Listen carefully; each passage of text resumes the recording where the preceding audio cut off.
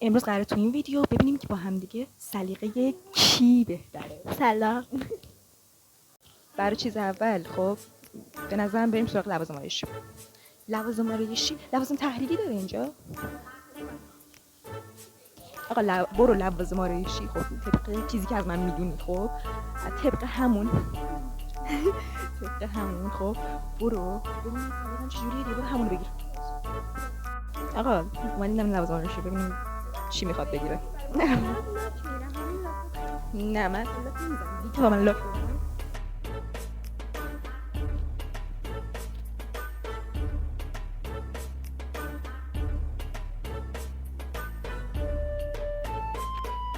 چا برام خط لب یا رو خط لب گرفت. قشنگم همونه و آفرین نکن چشم. آفرین نمیدونی من حرف بزنم. آفرین واقعا سلیقه من خوب میدونی. الو بچه قرار شد که بریم سمت لوازم آرایشی یا برای آیناز ببینیم چی داره.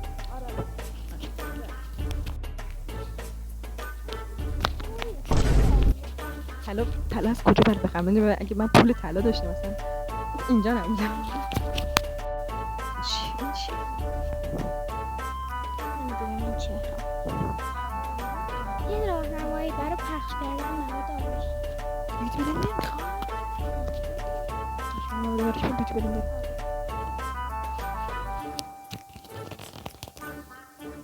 بیوتی بلندر دیگه برای پخش کردن لوازم آرایشی. بیوتی بلندر گراش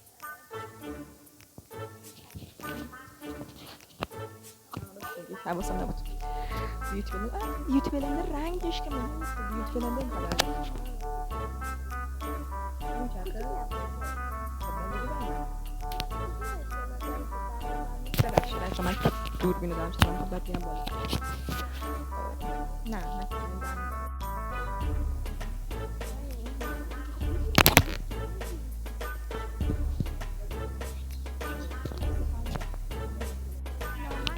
آقا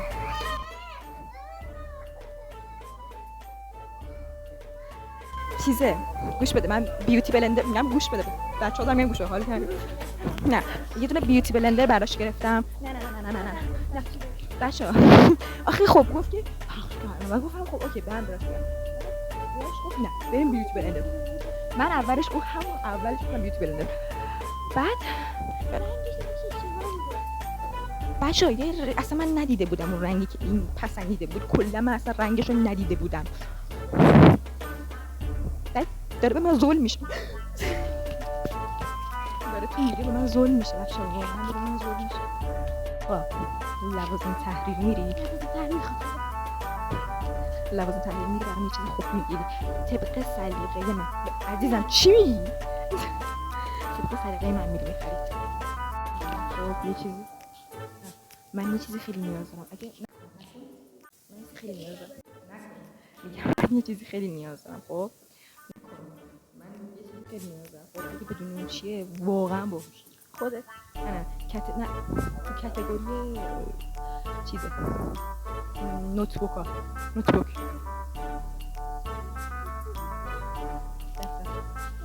حالی چه دفتر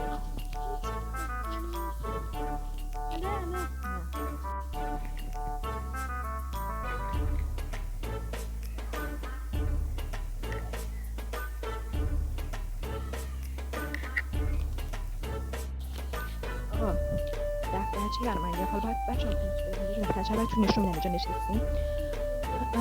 بعد حالا قراره بریم که بستنی تو غذا آبرو منو توی پاساژ از اون ور به اون ور پاساژ از این ور حیات ششیرتره zaten بچه‌ها خیلی خجالت می‌کشم مثلا کامرا شایه به خاطر اینکه دوست نداره مثلا زیاد بگم.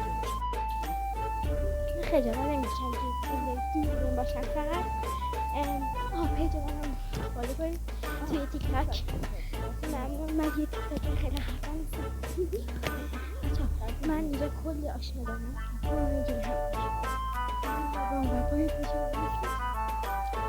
تکون داره میگه آبروشو بردم ولی نه. خب آقا من اومدم که یه نستنی بخوریم بعدش بریم ادامه ویدیو بگیریم.